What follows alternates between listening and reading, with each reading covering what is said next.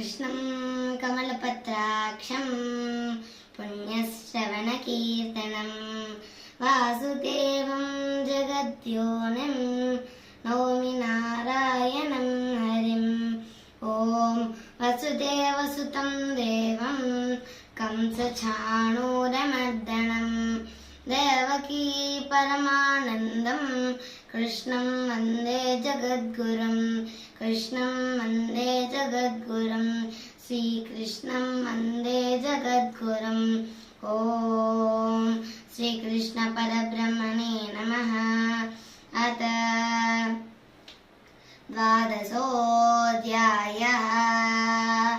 भक्तियोगः। अर्जुन उवाच एवं सततयुक्ता ये भक्तास्त्वां पर्युपासते ये चाप्यक्षरमव्यक्तं तेषां के योगवित्तमाः। श्रीभगवानुवाच मय्यावेश्य मनो ये मां नित्ययुक्ता उपासते श्रद्धया परयोपेताः ते मे युक्ततमा मताः। ये त्वक्षरमनिर्द्वेष्यम् अव्यक्तं पर्युपासते सर्वत्र गमचिन्त्यं च कूटस्थमचलं ध्रुवं सन्नियमेन्द्रियग्रामं सर्वत्र समबुद्धयः ते प्राप्नुवन्ति मामेव सर्वभूतहिते रताः। क्लेशोऽधिकतरस्तेषाम् अव्यक्तासक्तचेतसाम् अव्यक्ता हि गतिर्दुःखं देहवद्भिरवाप्यते। ये तु सर्वाणि कर्माणि मयि सन्न्यस्य मत्पराः अनन्येनैव योगेन मां ध्यायन्त उपासते तेषामहं समुद्धर्ता मृत्युसंसारसागरात् भवामनिचिरात् पार्थ मय्यावेशितचेतसाम् मय्येव मनादस्त्वा मयि बुद्धिं निवेशय निवसिष्यसि मय्येव अत ऊर्ध्वं न संशयः। अत चित्तं समादातुं न शक्नोषि मयि स्थिरम् अभ्यासयोगेन ततो मामिच्छाप्तुं धनञ्जय। अभ्यासेऽप्यसमर्थोऽसि मत्कर्म परमो भव मदर्थमपि कर्माणि कुर्वन् सिद्धिमवाप्स्यसि। अतैतदप्यसक्तोऽसि कर्तुं मद्योगमाश्रितः सर्वकर्मफलत्यागं प्राहुस्त्यागं विचक्षणाः।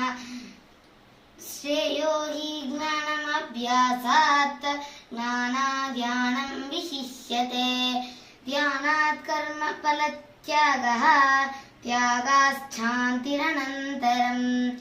अद्वेष्टा सर्वभूतानां मैत्रः करुण एव च निर्ममो निरहङ्कारः समदुःखसुखक्षमी सन्तुष्ट सततं योगी यतात्मा दृढनिश्चयः मय्यर्पितमनो बुद्धिर्यो मद्भक्तः स मे प्रियः। यस्मान्नो द्विजते लोको लोकानो द्विजते च यः हर्षामर्षभयोद्वेगैर्मुक्तो यः स च मे प्रियः। अनपेक्षसुचिर्दक्षः उदासीनो गतव्यतः सर्वारम्भपरित्यागी यो मद्भक्तः स मे प्रियः। यो न हृष्यति न द्वेष्टि न शोचति न काङ्क्षति शुभाशुभपरित्यागी भक्तिमान् यः स मे प्रियः। समशत्रौ च मित्रे च तथा मानवमानयोः शीतोष्णसुखदुःखेषु समस्सङ्गविवर्जितः तुल्यनिन्दास्तुतिर्मौनी सन्तुष्टो येन केनचित् अनिकेत स्थिरमतिः भक्तिमान् मे प्रियो नरः एतद्रम्यामृतमिदं यथोक्तं पर्युपासते श्रद्धादानमत्परमा भक्तास्तेतीव मे प्रियः ॐ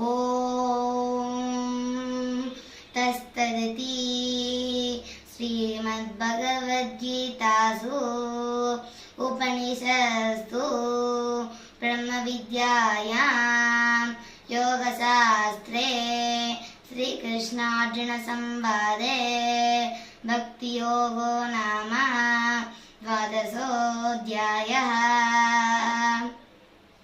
ॐ श्रीकृष्ण परब्रह्म